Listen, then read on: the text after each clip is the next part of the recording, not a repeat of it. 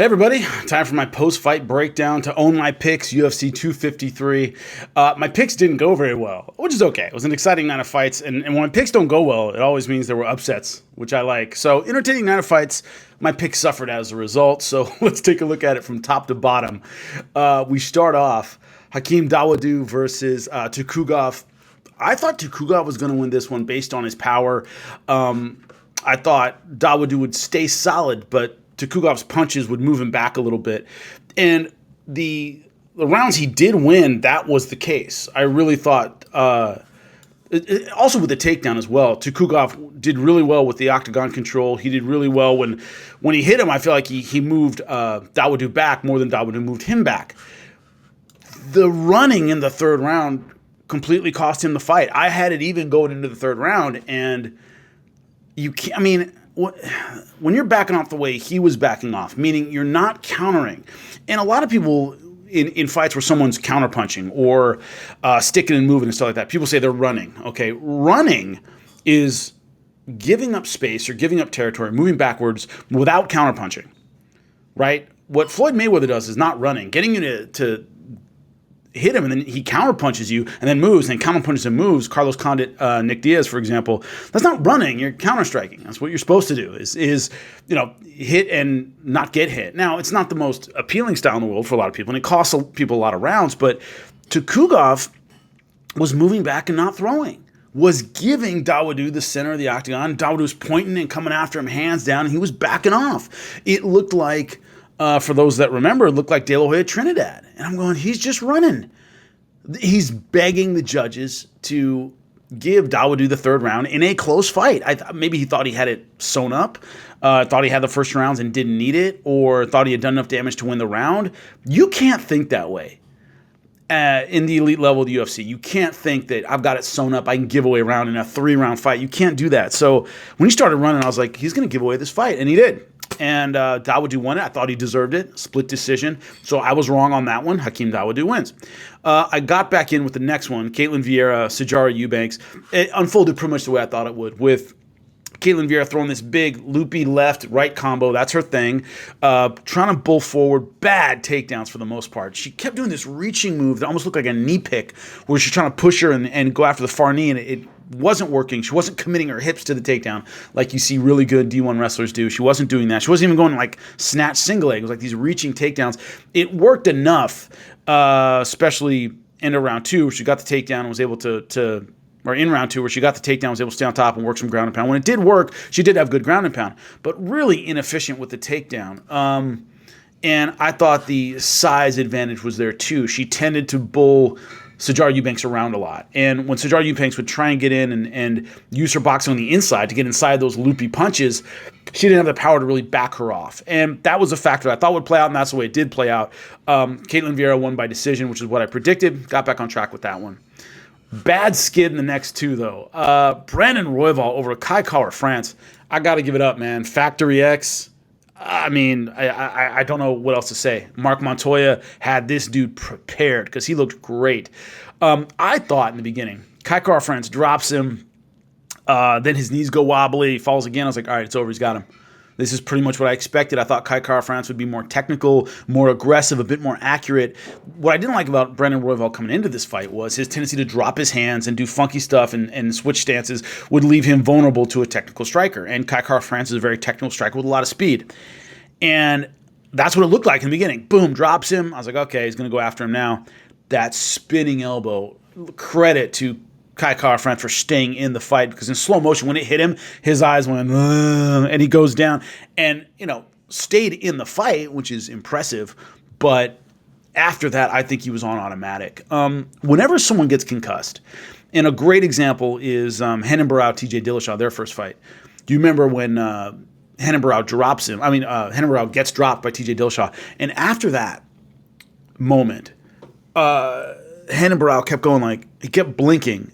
And it was like he was trying to process information as he was going. That's what being concussed is like. If you've ever seen the movie Memento, it's like that. You have no short-term memory.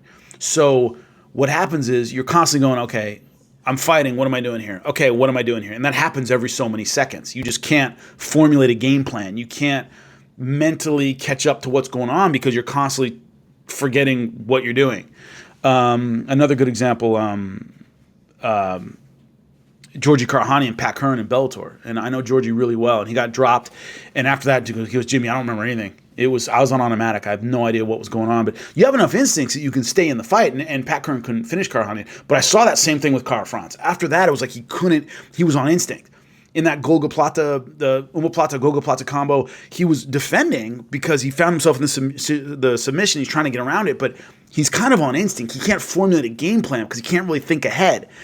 And I really feel that he was out of it after that elbow. That he was in the fight physically, but he wasn't in the fight mentally. And beautiful guillotine. And I think that showed in the double leg. He tried to hit against a guy who clearly chains his submissions together well, has an excellent guillotine, and almost finished you before. You go in for a double leg? What? I don't think he was thinking straight after that elbow.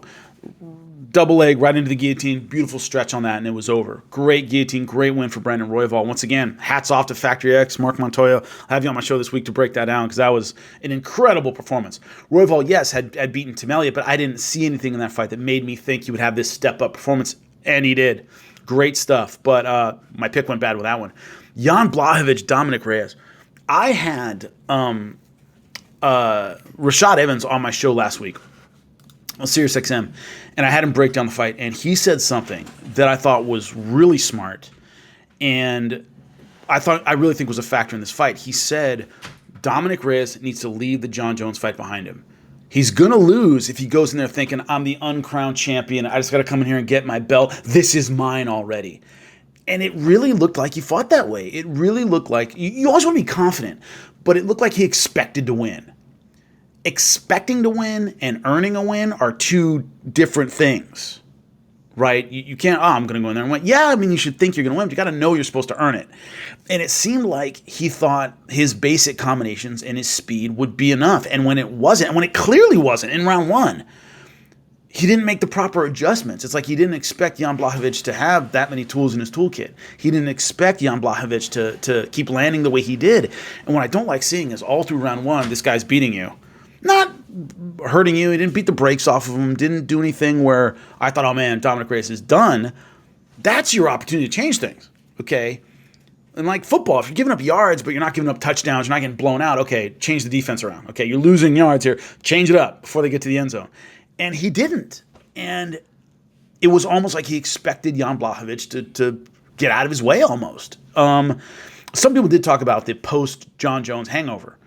And when Anthony Smith and I did we did a Zoom meeting for SiriusXM, he's one of the panelists, and it was like, this is a guy who had fought John Jones, and there's like a hangover afterward. There's like you're not quite the same guy, even though Dominic Reyes did exceptionally well, and I thought he won the first 3 rounds of that fight.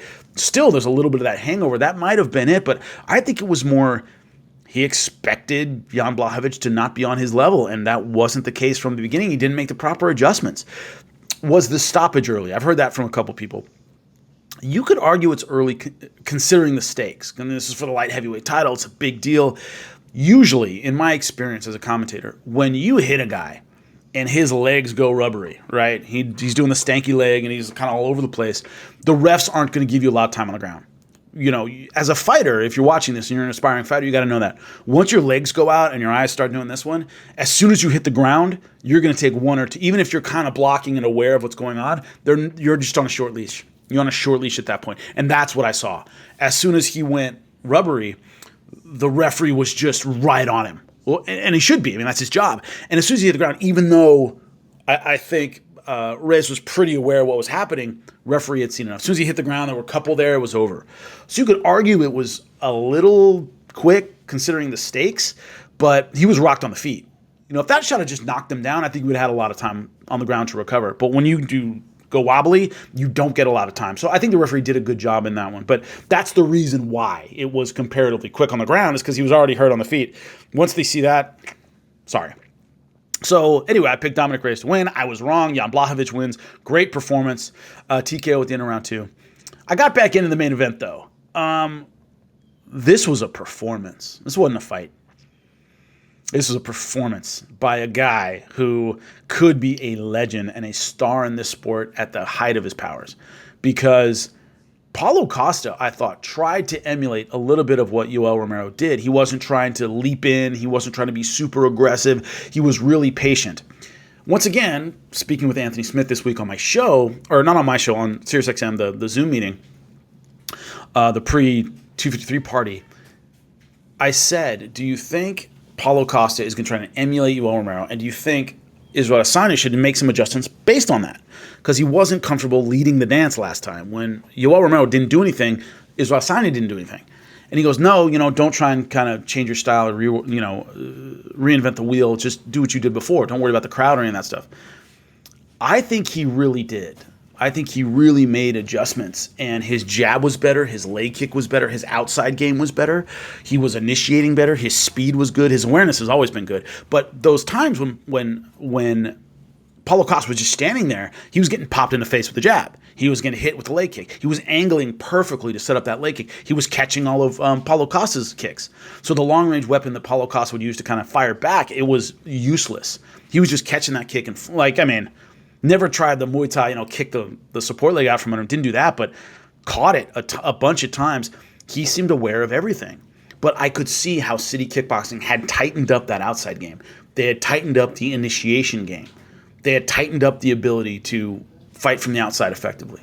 So I really thought that was incredible. So great performance by Israel Adesanya, man. This kid's a star, and I think it's just going to get brighter. The problem is he's beaten. Obviously, the Yoel Romero fight was close, but I don't see another one of that. He's taken on the best in the division so far. We're gonna have to come up with a new contender real quick, and you're gonna have to do a really good sell job to convince me he can beat Israel Adesanya. But hey, that was it. Those were my picks. Bad night of picks, but great night of fights. All right, enjoy.